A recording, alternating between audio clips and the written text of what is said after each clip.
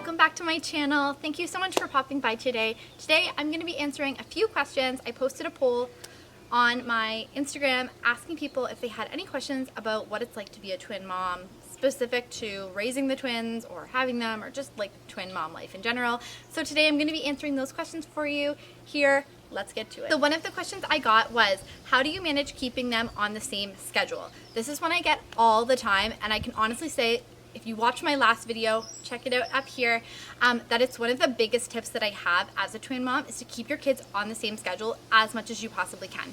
It's just going to save you time, and it means you're not doing everything twice, and you'll actually get a little bit of a break, which sounds crazy, but you do. So how do I keep my kids on the same schedule? From day one, I just made sure that I was doing everything with them in tandem. So feeding them at the same time, changing them at the same time, putting them down to sleep, and waking them up at the same time. And over the course of a couple months, they got used to that pattern of behavior, and they just kind of fell into being in the same schedule. At first, it's hard, I won't lie, because usually one twin likes to sleep more than the other, or they want to get up before the other. So what I did was, whoever went to sleep first, they both went to sleep at the same time, and whoever woke up first, they both woke up at the same time. And same with feeding. If one was faster than the other, I would just keep that one awake until the other one was ready to go down to bed. If you let them get off track by 10 or 15 minutes, that gap will slowly get bigger and bigger, and before you know it, you'll have an hour in between naps, or they'll just be totally off schedule. And that, trust me, is going to eat into all of the other time that you have to do the few things that you have to get done in the day. So you definitely want to keep them on the same schedule as much as possible, and that is my best tip. It's just, you have total control over their schedule, so do exactly that and control it, and the earlier you start, the better off you're going to be. The next question that I got was, how do you cope with a higher demand as a twin mom?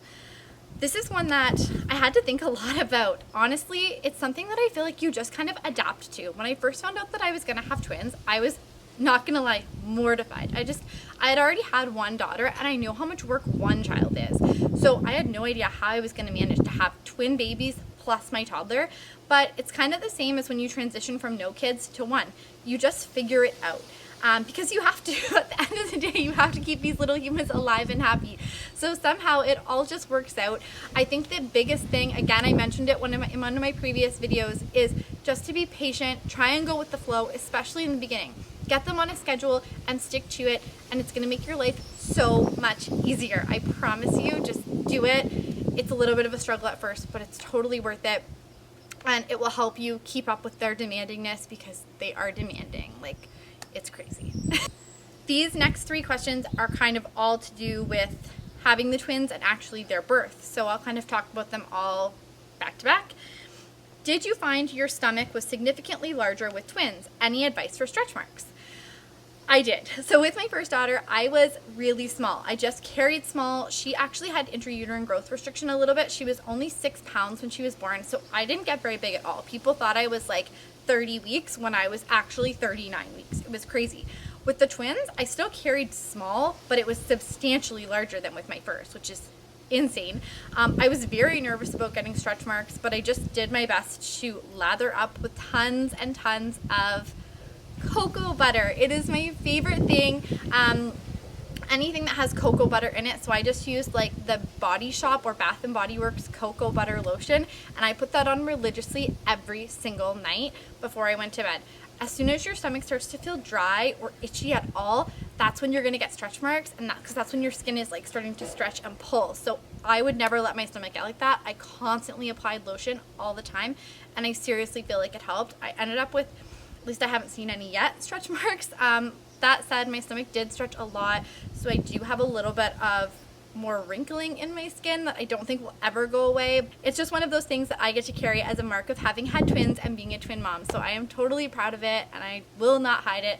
I'm still gonna wear crop tops and rock them, because I have twin babies and my body built 3 children. So I'm so proud of it. I can't even tell you. Let's just scream it from the rooftops. All moms out there, your body is amazing and you should totally embrace it. The next question that I have is, what's it like to give birth to 2 babies versus 1? So this is kind of crazy, because with my first pregnancy, my actual birth wasn't amazing. I had to be induced because my body did not go into labor naturally, and they were worried that the baby was a little bit small, so they wanted to induce me early. I was induced at 39 weeks with my daughter, And in order to be induced with her, I had to have a Foley catheter induction, and that was just completely horrendous. I was being injected with morphine and all the drugs because I was in so much pain. You're supposed to be able to leave and go home and then come back. I never left the hospital. Like, I was in a bed and could not move. So that was a really bad experience. They also had to manually break my water, and it was super painful for some reason. I don't know. They couldn't really explain it, but anyways, it was just a really bad experience having my daughter. When she finally came, I only had to push for like 5 minutes, so that was amazing, but actually getting to that 10 centimeter point where you're allowed to push was excruciating with her. That said, with the twins, everything just happened a lot more naturally. I don't know if it was because of the extra weight of the babies pushing down, or the fact that I did a lot of walking a couple weeks before, but I actually walked into the hospital the day of my induction because when you're having twins, they want it to be scheduled, if possible. I walked into the hospital at 4 centimeters dilated, so I did not have to be manually induced with the Foley catheter, which was my biggest fear because it was the worst part of my labor. So that was awesome. And my body, as soon as they did a little bit of the induction drugs, I think it was the Pitocin, my body just kind of took over right away. They had to actually take me off the drug quickly because things were getting way too crazy.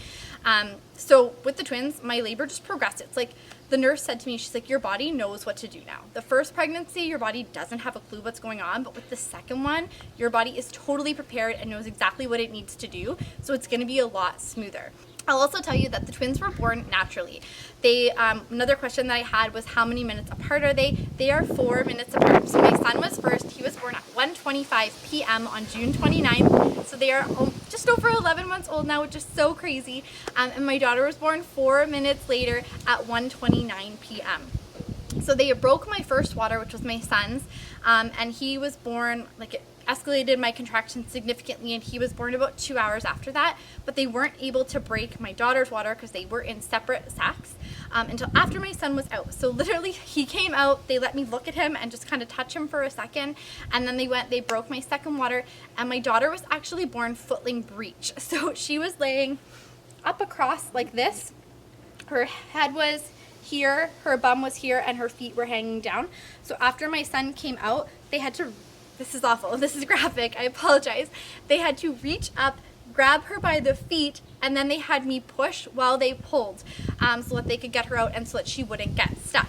That said, she still came out less than 4 minutes later, and she was beautiful. When you have a baby footling breech, their head doesn't have to go through the birth canal the same way. My poor son was all squished and bruised and beaten up, but my daughter came out looking like a peach that had just been picked off the tree. It was so funny. But anyways, after that, I was expecting to be in excruciating pain. With my daughter, I had an epidural. My first daughter, I had an epidural, and when you have an epidural, your body doesn't feel pain the same way. So I pushed really hard. I just wanted to get her out and see her because she was my first, and I was so excited.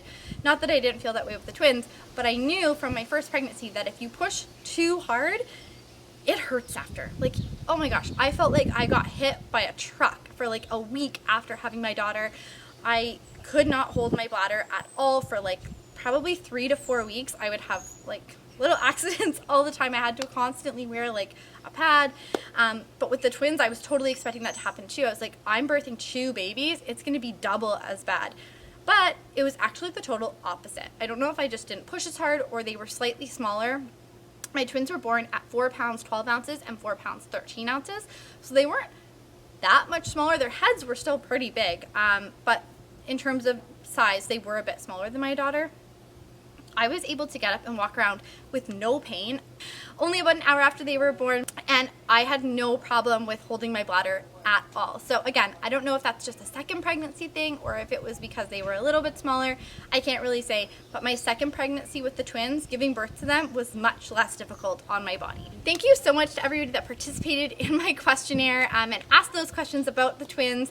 I really enjoy doing these videos and talking about them. So if you guys have any other questions, please let me know. I'd be more than happy to answer them for you.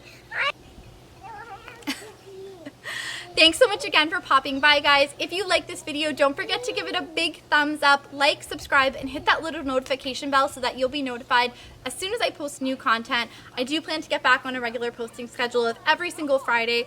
And like I said, if you have any questions or content that you'd like me to talk about, definitely drop a comment below so that I can read and respond to all of them, answer your questions, and know what exactly you guys want to see for future videos. Hope you guys have a great day. Take care.